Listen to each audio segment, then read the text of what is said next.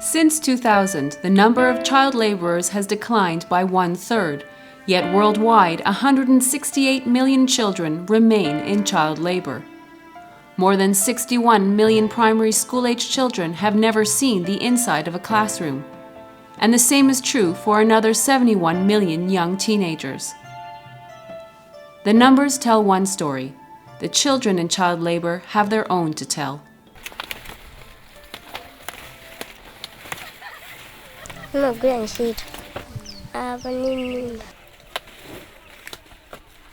Before joining to school, I was working in the restaurant. I was starting from 7 a.m. up to 9 p.m.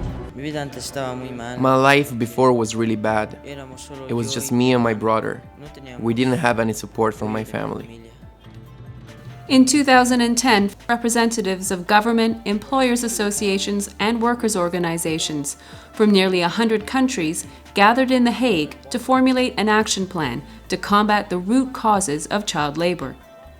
The roadmap, agreed to at the Global Child Labor Conference, called for the active involvement of governments to remove barriers to education and extend access to free, compulsory, and quality schooling for all children. The Netherlands, which hosted the conference, announced its support for a new ILO project to tackle child labor and to promote education in 4 different countries: Bolivia, Mali, Uganda, and Indonesia. This is the story of some of the efforts and how those projects changed lives.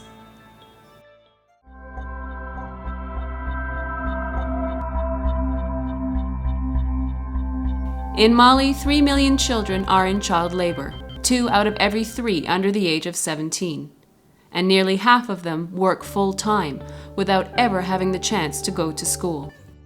A program implemented with the Stroma Foundation of Norway and local partners places children who have never been in school into a speed school program, 9 months of intensive learning that qualifies them to enter public school at the 3rd grade level.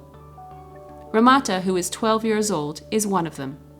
Les enfants qui viennent des passerelles, c'est des enfants que nous recevons ici à bras ouverts. C'est des enfants qui viennent au moins avec le minimum du niveau dont nous avons besoin, c'est la lecture. C'est chasse, lire et écrire. Voilà, imanata yoro yoro. Akacha ala fe ite sekini ko chamana. Voilà, ode yake anya hakili soro anya bila école la eno. Ou des sacs en plastique.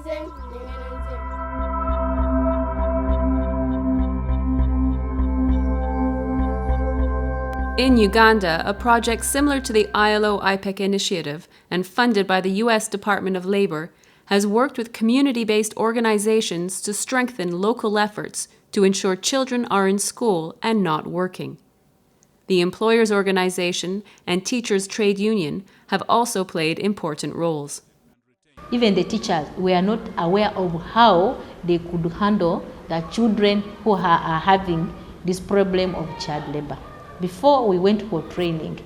But after this training, I talked to the staff and the teachers were interested, and so this is how we came up to identify children who are under labor.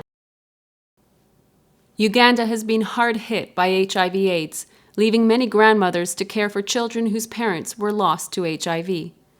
The grandmothers were trained in business skills, income generation, and saving schemes, which help keep their grandchildren out of child labor. The support I got from the project has gone directly to help my grandchildren. Right now, they are attending school.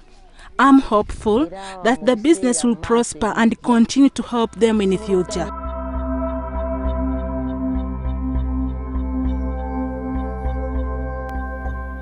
In Indonesia, the project worked with children in rural areas, in domestic work, and in the cities, children scavenging at dump sites and on the streets.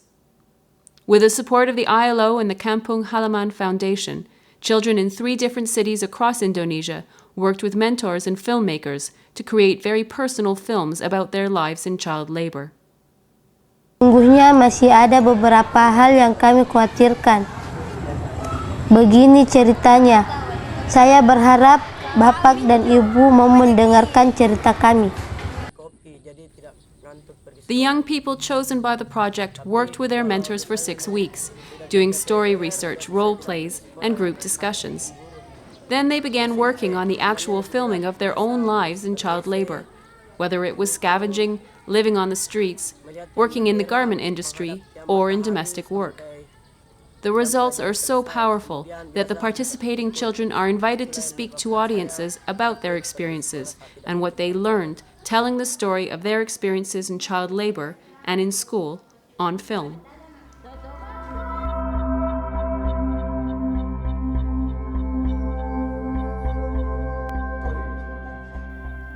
Skills training is one way to break out of the cycle of child labor and to address the global problem of youth unemployment. In Bolivia, the Arco Iris Foundation, supported by ILO IPEC, links vocational training with education. The young people here work in the sector they are being trained in during the day and attend school at night. Arco Iris trains former child laborers and vulnerable children in poverty in vocational skills, including baking, carpentry, and metalwork. The education strategy is working. Our program gives young people more opportunities to enter the job market. We believe in them. We give them the tools and resources they need. With new self-confidence, they can go out and make something of their lives. Pedro used to work long hours on local buses cleaning and selling tickets. Now he's trained to be a baker and barista and has a message for children still trapped in child labor. There is always an opportunity for everyone. In the past, my life was really bad, but now I'm here, and I'm moving ahead.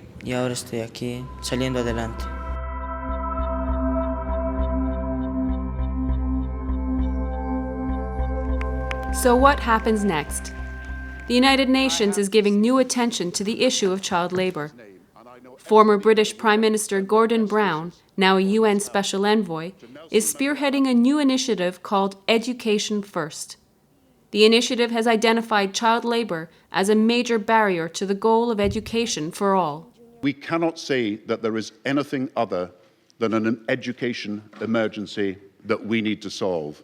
The civil rights struggle that we are fighting for the right of every girl and every boy to have education must be stepped up and continue. There's no question schooling makes a profound difference in the lives of children who before never had the chance. The benefits of ending child labor cannot be overstated. As we work to combat child labor, we must make a renewed effort to ensure that all boys and girls have access to universal education that is of high quality and relevance. Education is one of the best responses to child labor. Where there was no hope, now there are big dreams.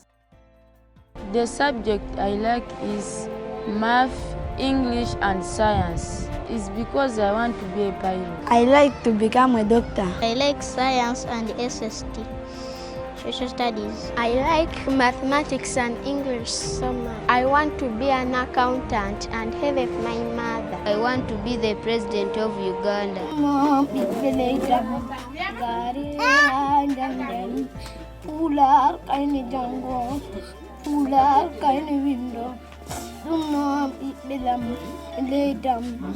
Mari ha jangen